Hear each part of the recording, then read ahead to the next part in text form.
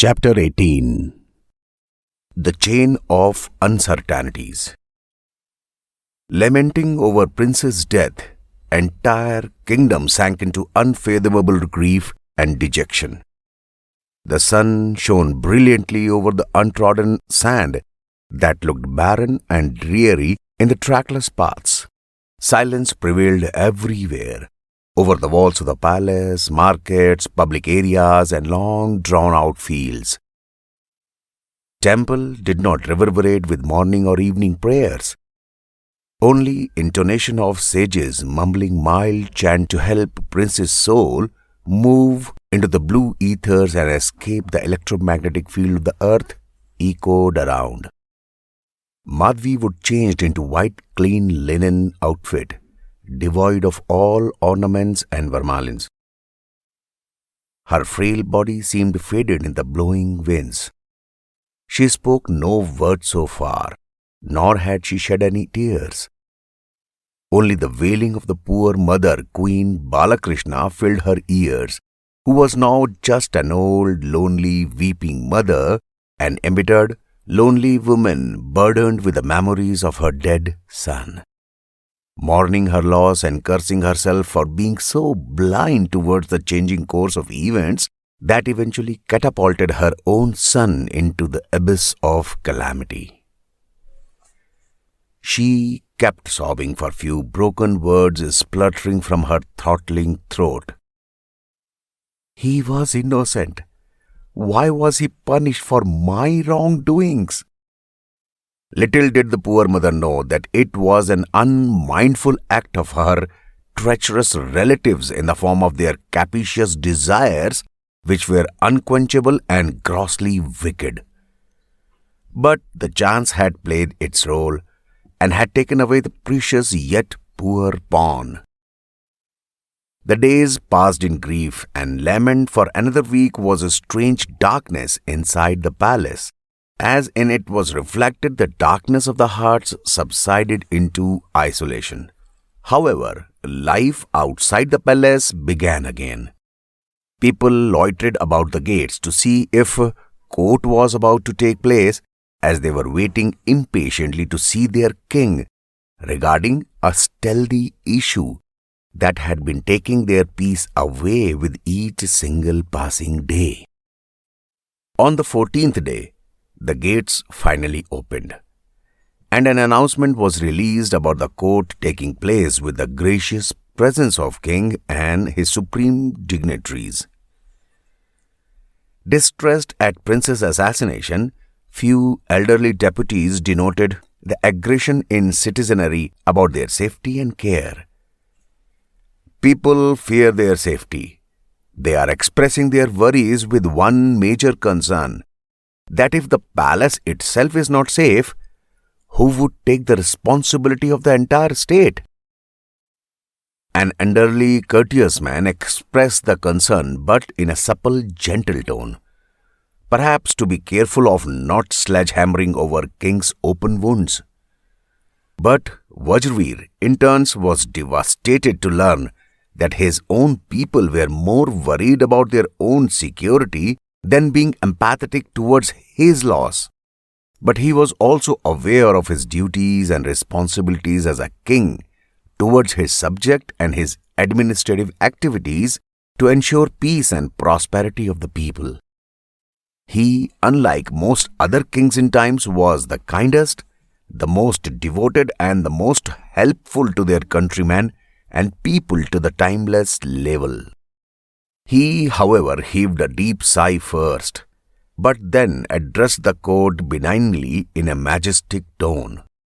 My son's death was inevitable and unforeseen, but his longevity was known to Lord Krishna, and I am sure at this instant his pure soul has taken shelter in him. He will now rest in peace for the infinity. As far as the security of my people is concerned, I will stand by them with all my strength, with all my devotion, and all my clear conscience like always. Vajraveer's message was so influential that it reflected in the eyes of Vishnukarma, then onto the public, with same conviction. An aura he would have divulged 20 years back, now re-energized to demonstrate the existence of a higher individuality. Such is the nature of the true ruler who performs his duty towards his kingdom and people over his personal loss and gain. He sees, who sees that all actions are performed by nature alone, and that the self is actionless. Bhagavad Gita. Rudra came forward to add his affirmations about the war. He repeated his vows to slay Gajradhan and proffer his head in prince's feet. Rudra's booming vows vibrated against the walls, sure to grab Madhavi's head. The lady in sober white had been standing in quiet melancholy since the beginning of the conflicts. However, her pain was evident in the crease of her lovely brow and down curve of her lips, whereas her eyes were reflecting on her soul, restless in grief. Rudra's fuming voice streamed through her vein, rendering peculiar energy to her somber soul. She looked at Rudra amiably as if thanking him in gratitude. However, the feeling was virtual. Rudra looked back, but only for a fraction of a moment, abruptly dragging his side back in the attempt of screening his serene feelings. The group of civilians, dignitaries and administrators collectively hailed to appreciate the valor of their king and Rudra's aggression, which was enough to assure their safety and satisfaction.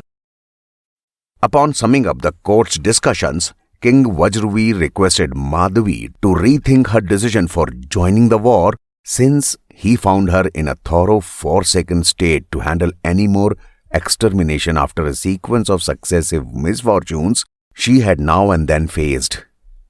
Moreover, he was more worried about her falling prey to the wicked partners after his son, that too after having known about their vengeful intentions. It was evident that she would be their next target. At heart, for a father, he had become very despondent and vulnerable. But for Madhavi, being brave was always a conscious choice. Her developed brain must have always been the part to lead her, listening to her instincts and making the right choices. She finally broke her silence to prove her admissibility on the battlefield and determined to rather die to avenge her deceased husband than sitting helplessly in the palace. I will always choose to face fear, to conquer it, for how else are we make true progress in life? For how else are we to make true progress in life? I will not molded by those who want me conveniently placated. I will not shy from the battlefield they have created. Faced with adversity, I have the ability to calm and rational thought. To me, that is a blessing. Her words were soft, but were of pure belief and determination. She had been quiet and suffered, but her sense was still stronger and wider. The day and night slowly blended into one another. In the darkness, the whole world seemed to rest under serene succor with no tweet, buzz or billowing around that could leave any sign of life. The earth looked still, as if it was wiped clean, as if all the planet life had disappeared under a dark cover, and everything else had dissolved like it was never there at all, except the hush of soft blowing air and the sound warning of crickets. Contrarily, the face of the palace glowed in the golden bands of night lamps, as it always was, but the faces of human life were heavy and anxious. They were buried in same darkness which seemed to oppress them like a terrible weight. The darkness was sure to fade as it would grow older with time, finally to lay to rest under the shimmering grave. But the weight they felt was unsure to run off so soon far and away. Dawn arrived with the musical silence sending the golden message for the chorus to play their part. Flowers bloomed and earth relived, but the world was as silent as it ended in the night. And in those silent moments, Vishnukarma and Rudra reached to meet Vajraveer. We must order our army to unleash their weapons. Gajradhan is already on his march. Vishnukarma said, quite determined of his words. Vajraveer nodded with his chin high up towards the rising sun. Rudra gathered the army of his noble warriors. The weapons dazzled bright in the blazing sun, and their blaring filled the air, impelling their movements, along with Rudra's rip-roaring rage. I urge you to take your weapons in your strength and stand for the pride of your country. We must focus on the plan and execution process to achieve the target. I am in no doubt that my brothers will stand with pride and devotion on the battleground by my side and fight with me with cheering heart till the end. Thus the clouds of war loomed large as they wanted to take their due even by force. This meant a new beginning was possible, and possibilities meant hope. Gajradhan and Ulkasur, enriched with a bigger army of 10,000 soldiers of their own and 30,000 from the neighboring kingdoms, marched towards the battleground of Surishila. Their narcissistic grimace and swell-headed moves showed flamboyance of their stupid pretensions for having to feel like already overtaken the war. I doubt if Surishila's warriors would even show up after hearing the size of our army, laughed Gajradhan uproariously at his own jest. If they own even a little bit of judgment, they should better not come and show up, as I fear if they appear. How long will they sustain before us? And we will have to unduly stain our hands with their blood, added Ulkasur. Apparently conditioned by their respective environment, they were thinking and acting in this certain way which was distinctively opposite to the uniqueness of the moron nephew and insolent uncle blindfolded with a vain glory and pretensions. King Vajraveer, after hearing about the size of the Gajradhan's army, got worried and tended to lose heart with his army of only 19,000 soldiers, which was almost half size of what Gajradhan had. But he should not have forgotten about his allies, who had already decided to set forth to do their bit.